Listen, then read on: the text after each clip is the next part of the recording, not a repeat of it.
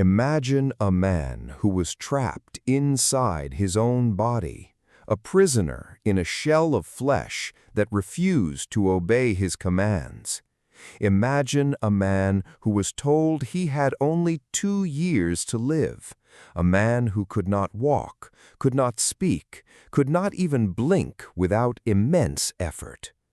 Now imagine that this man went on to become one of the most brilliant minds in human history, a man who unlocked the secrets of black holes, who rewrote our understanding of the origin of the universe, who became a global icon of science, inspiration, and human resilience.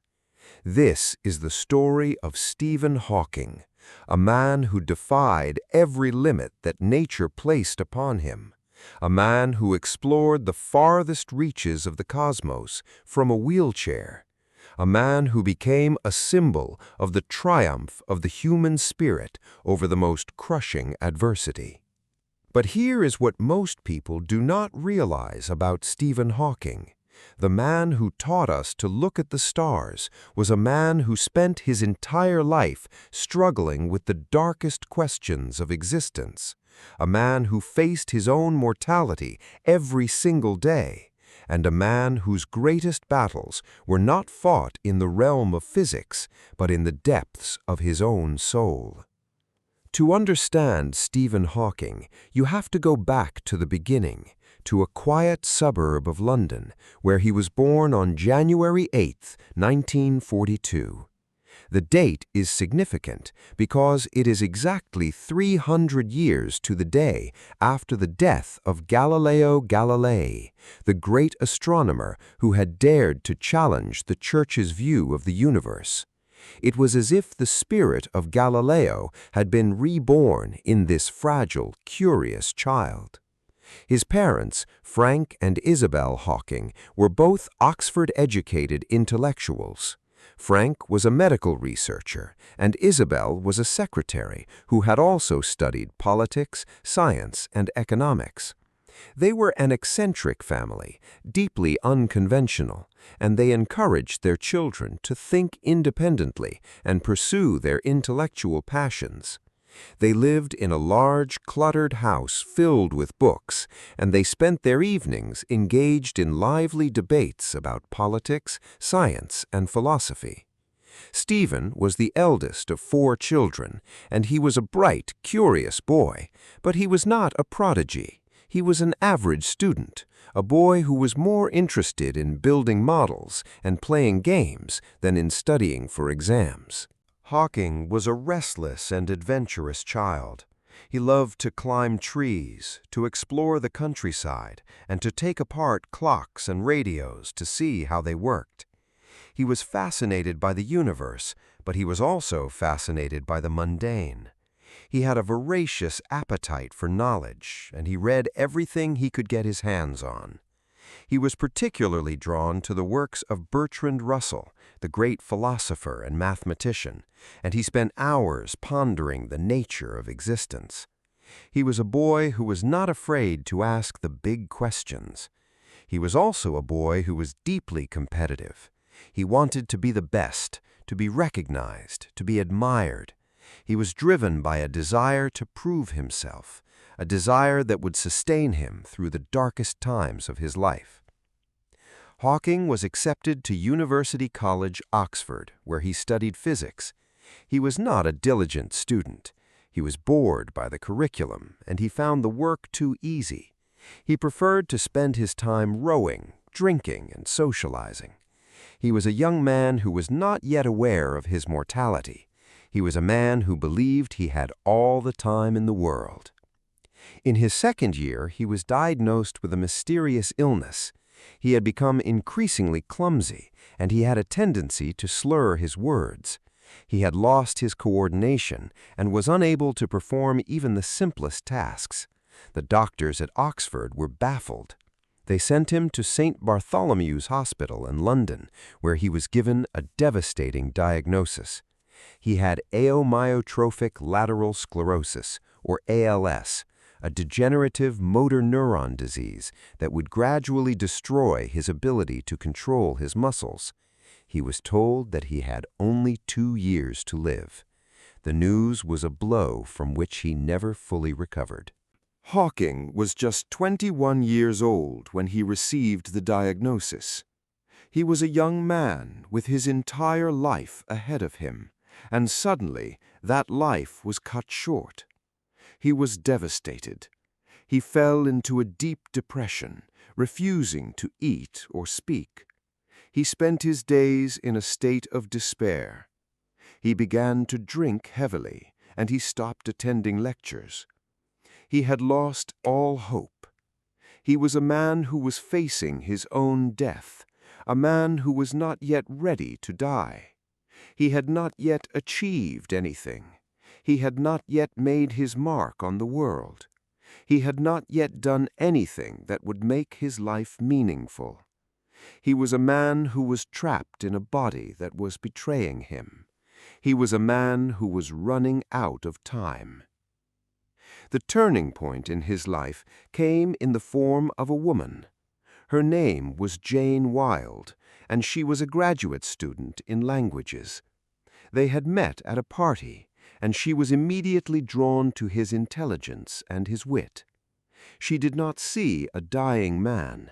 She saw a man with a brilliant mind, a man who was worth fighting for. Her love gave him the strength to carry on. He began to realize that his condition was not a death sentence. It was a challenge. He had 2 years to make his mark, and he was determined to use every second of it. He began to work with renewed vigor, channeling his fear and his despair into his research. He met Jane, and their relationship became a lifeline that would sustain him through the darkest times of his life. They were married in 1965. It was a union that would be tested by his disease, but it was a union that gave him the strength to survive. Hawking's research was focused on the most fundamental questions of the universe. He was fascinated by the nature of space and time, and he was particularly interested in the phenomenon of black holes, the regions of space-time where gravity is so strong that nothing, not even light, can escape. In 1970, he made a discovery that would change the course of physics. He proved that black holes are not completely black. They emit radiation. The radiation, which was later named Hawking radiation, was a revolutionary idea.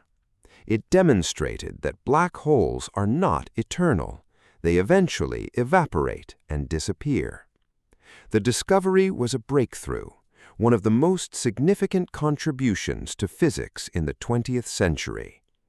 He had not only captured the imagination of the scientific community, he had become a global icon, a symbol of the triumph of the human spirit over adversity.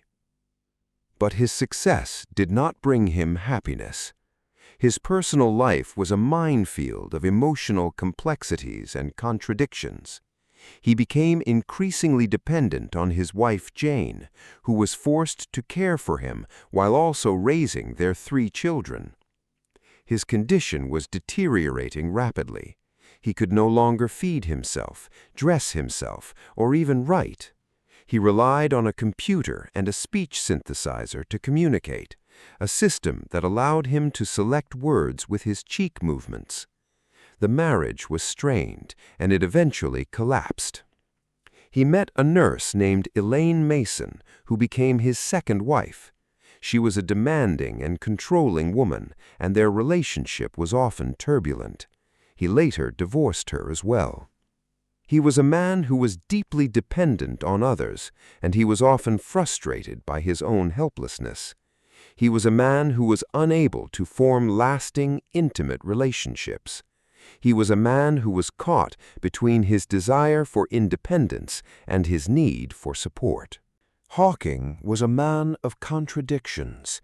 He was a brilliant physicist, but he was also a man who was obsessed with fame. He enjoyed his celebrity status, and he loved to appear on television shows like The Simpsons and Star Trek: The Next Generation. He was a public intellectual, a man who used his fame to communicate the wonders of science to a wider audience. He was also a man who was deeply flawed. He was known to be arrogant, demanding, and often cruel to those around him. His first wife, Jane, would later write a memoir about their marriage, describing him as a man who was consumed by his work and unable to connect with his family. He was a man who was trapped in a body that was slowly failing, and he took out his frustrations on those who loved him most. He was a man who was both a hero and a villain, a man who was both admired and feared. He was also a man of profound philosophical questions. He was an atheist, a man who did not believe in God or an afterlife. He believed that the universe was governed by laws of physics, not by divine intervention. He was fascinated by the nature of time, the origin of the universe, and the possibility of other life forms in the cosmos. He was a man who was not afraid to ask the big questions, and he was not afraid to give unpopular answers. He argued that the universe could have arisen from nothing, a concept that many people found deeply unsettling. He was a man who was not afraid to challenge the conventional wisdom. He was a man who believed that science was the only path to truth. His physical condition continued to deteriorate.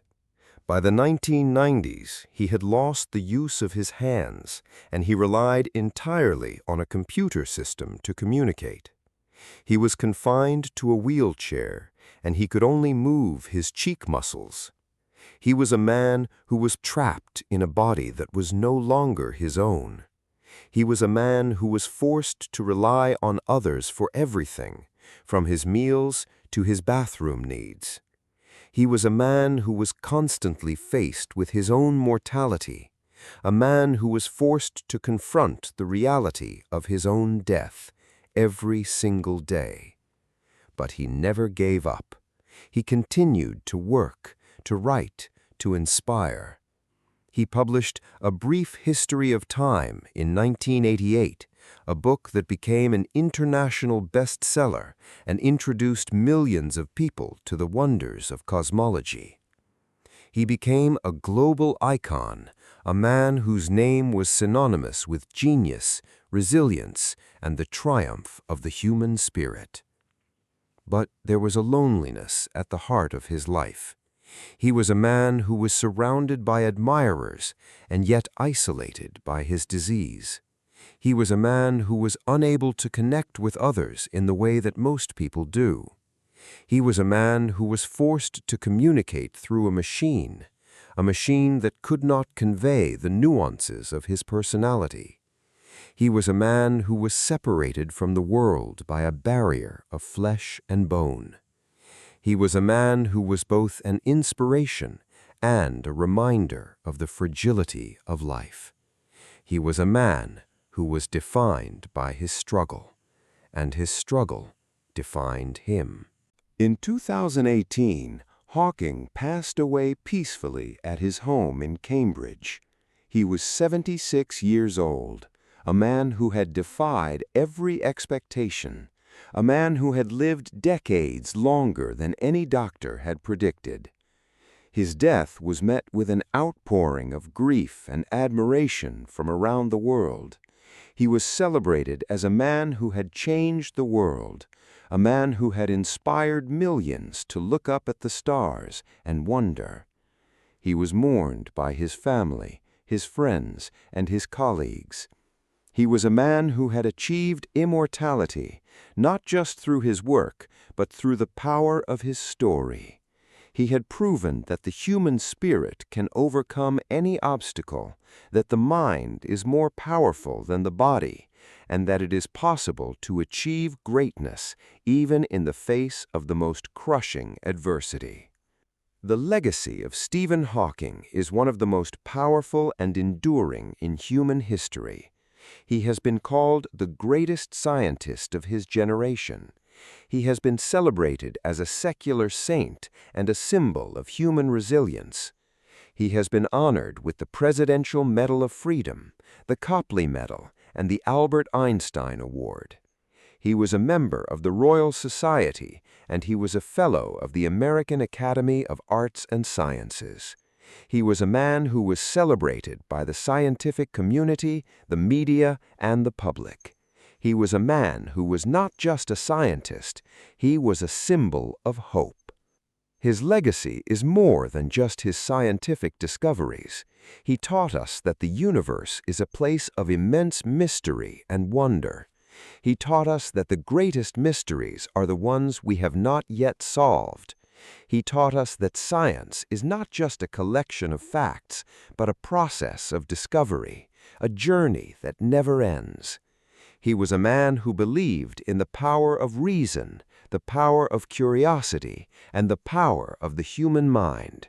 He was a man who dared to ask the biggest questions and dared to offer the biggest answers.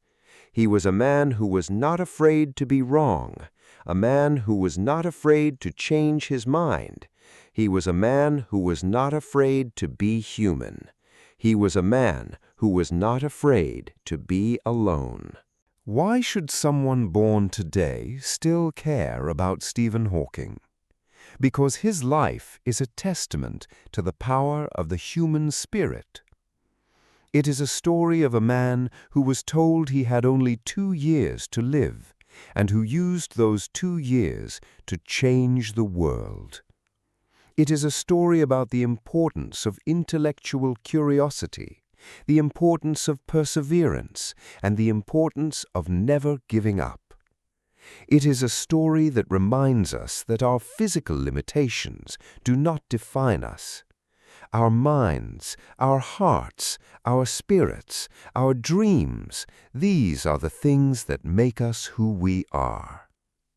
He was a man who taught us to look up at the stars and wonder, to ask the big questions, and to never stop seeking answers. He was a man who believed that the universe was a place of infinite possibility, and he spent his entire life trying to understand it.